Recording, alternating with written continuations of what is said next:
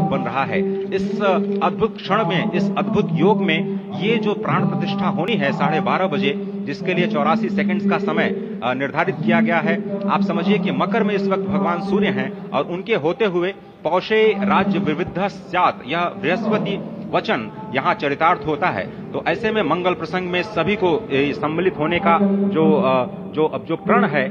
भगवान श्री राम को यहां पर लाने का जो मुहूर्त है वो अद्भुत है और इससे राम राज्य की प्रतिस्थापना करने में भारत को अवश्य मदद मिलेगी। और इसी संकल्प के साथ आज इस प्राण प्रतिष्ठा समारोह की शुरुआत हुई है और अब से थोड़ी ही देर में वो दिव्य क्षण आने वाला है जब भगवान श्री राम में प्राण प्रतिष्ठित होंगे।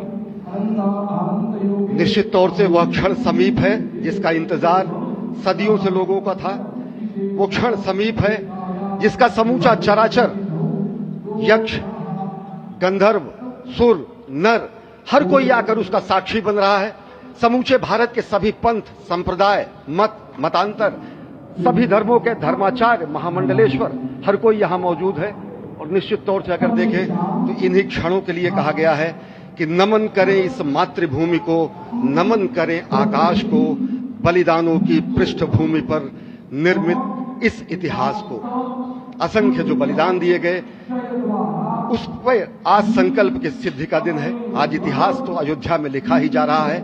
आज एक नए सांस्कृतिक युग का सूत्रपात भी अयोध्या से हो रहा है और आह्वान किया जा सकता है संकल्प के बाद पूरे देश से कि अरुणोदय हो चुका वीर, अब कर्म क्षेत्र में जुट जाएं, अपने खून पसीने से नवयुग धरती पर लाएं। और नवयुग की कामना, धरती पर नवयुग लाने की कामना हमारी ही संस्कृति करती है, जो सत्य है, शाश्वत है, सनातन है, जो वसुधैव कुटुंबकम की बात करती है, जो आनो भद्राः क्रतवो यन्तु विश्वतः की बात करती है, जो सर्वे भवन्तु सुखिनः सर्वे सन्तु निरामयः की बात करती है, जो संपूर्ण चराचर के कल्याण की बात करती है, हमारी ही संस्कृति है, जो समस्त विश्व में बंधुत्व और लोक कल्याण के लिए प्रार्थना करती है, मंत्र देती है। अजय, और जिस तरह से हम कह रहे थे, ये आप भगवान श्री राम का विग्रह देख रहे हैं जिन्होंने इस प्राचीन स्वरूप में, इसी स्वरूप में लोगों को दर्शन दिए। भगवान श्री राम, भगवान भरतलाल, श्री लक्ष्मण और श्री शत्रुघ्न के साथ लगातार चारों भाइयों के बाल रूप में दर्शन देते रहे और आज वो भी स्वर्ण के सिंहासन पर प्रतिष्ठित होंगे और साथ में ही दोनों ही मूर्तियों के जो दर्शन होंगे वो दर्शन को प्राप्त होंगे, तीर्थयात्रियों को प्राप्त होंगे। बहुत ही आनंद का क्षण जब भगवान श्री राम कृष्ण मूर्ति में, क्योंकि कहते हैं कि कलयुग में भगवान का जो वर्ण है वो कृष्ण है, सतयुग में भगवान का वर्ण पीत था, त्रेता में भगवान का जो वर्ण यानी रंग है वो लाल रंग का, रक्त वर्ण का हुआ और द्वापर में वो नीले रंग के हुए और अब कलयुग में कृष्ण वर्ण के लिए। और इसीलिए जो मूर्ति का निर्माण है वो कृष्ण मूर्ति का निर्माण किया गया है और 51 इंच की जब मूर्ति प्राण प्रतिष्ठित की जाएगी शुभ मुहूर्त में, उसके बाद उसी पुराने विग्रह के साथ में जो रामलला इस वक्त आप देख रहे हैं जिनके सामने चारों भाइयों के साथ में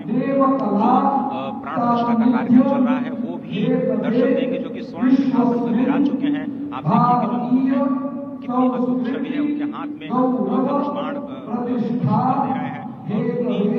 प्राचीन मित्रों के समक्ष बैठ करके प्रधानमंत्री नरेंद्र मोदी इस वक्त जगत के कल्याण की कामना करने के लिए संकल्पबद्ध हो रहे हैं और भारत को, भारतीयता को, सनातन धर्म को शांति और सद्भावना के प्रसार के लिए जो ये जो सनातन धर्म में जो ये अद्भुत कार्य किया है उसको आगे बढ़ाते हुए प्रधानमंत्री आज इस काम काज कहाँ विश्राम, ये भावना हमेशा घनीभूत रही।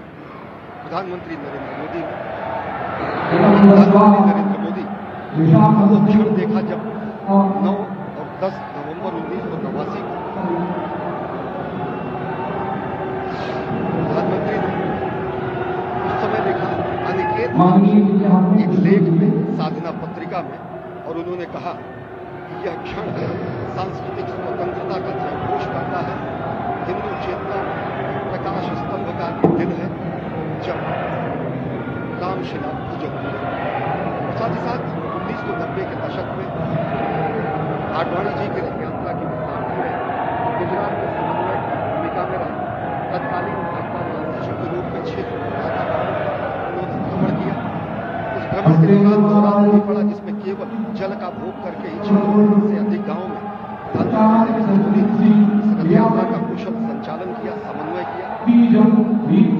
सोमनाथ से अयोध्या की इस यात्रा के सारथी के रूप में अगर देखें